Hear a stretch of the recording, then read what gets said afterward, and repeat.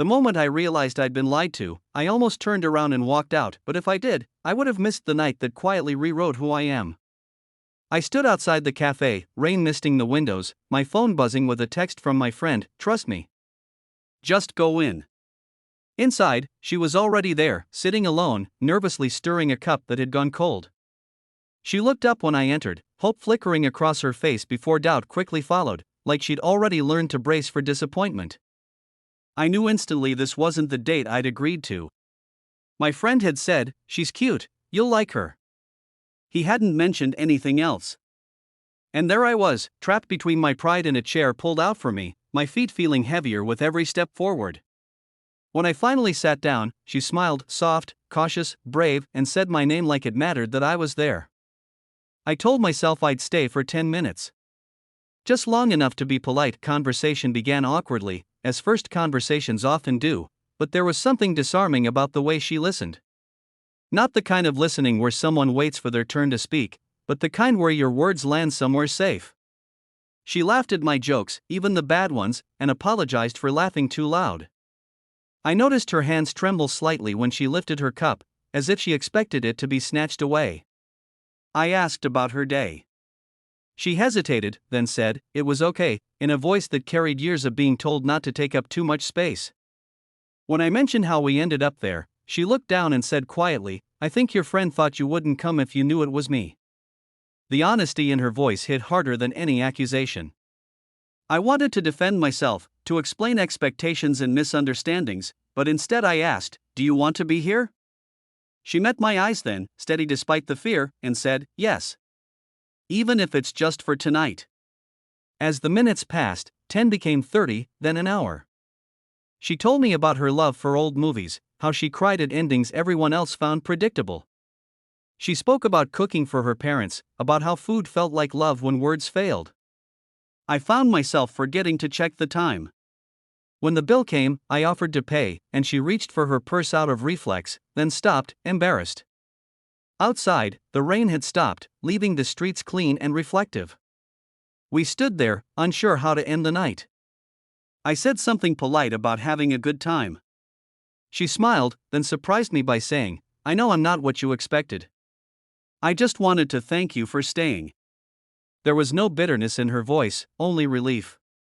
That's when guilt settled in my chest, not because I stayed, but because I ever considered leaving. As we said goodbye, she added softly, "I hope next time, someone chooses me on purpose." I went home unsettled, replaying her words until sleep refused to come. I thought that would be the end of it, but the story didn't let me go, and neither did the lesson waiting for me the next time I saw her. A week later, I ran into her at a grocery store, of all places. She was comparing prices, humming to herself, completely unaware of me watching from the end of the aisle. There was a calmness about her I hadn't noticed before, like someone who had learned to survive disappointment without letting it poison her. When I said her name, she startled, then smiled wider than I expected. "I didn't think I'd see you again," she admitted. I told her I was glad I did. That surprised both of us. We talked among shelves of canned soup and cereal boxes, laughing like old friends. Without thinking, I asked if she wanted to grab coffee again, this time without tricks, without lies. She paused, searching my face, and said, "Only if you really want to." I nodded. "I do." On our second date, there were no misunderstandings to hide behind. She told me about the blind dates that ended early, the jokes made at her expense, the way people spoke about her as if she weren't in the room. She didn't say it to make me feel sorry, she said it because it was true. I listened, uncomfortable not because of what she said, but because I recognized myself in the people who hurt her without intending to. I admitted my own shallow expectations, the way I'd let others decide what was acceptable for me to want. She didn't judge me. She simply said, "We all learn late sometimes." When I asked how she stayed so kind, she smiled sadly and said, "Because bitterness never loved me back." As weeks passed, affection grew slowly, honestly. There were challenges, stares from strangers, careless comments from friends, my own lingering doubts, but each time, she faced them with a quiet strength that humbled me.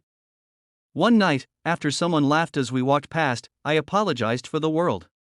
She stopped, took my hand, and said words I will never forget, "Everyone deserves to be loved." Not because they're perfect, not because they fit a picture, but because they're human.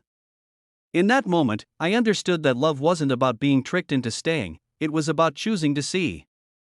I had been given a chance to look past the surface and find something real, and for the first time, I was grateful for the lie that brought me there. I don't know what the future holds for us. Love is never guaranteed, and stories don't always end neatly. But I know this: the night I almost walked away, I learned that attraction can be taught by honesty, and compassion can change the shape of desire. I learned that the bravest thing someone can do is show up as they are and still believe they're worthy of love. And I learned that sometimes, the person you're told not to choose is the one who teaches you how to choose better.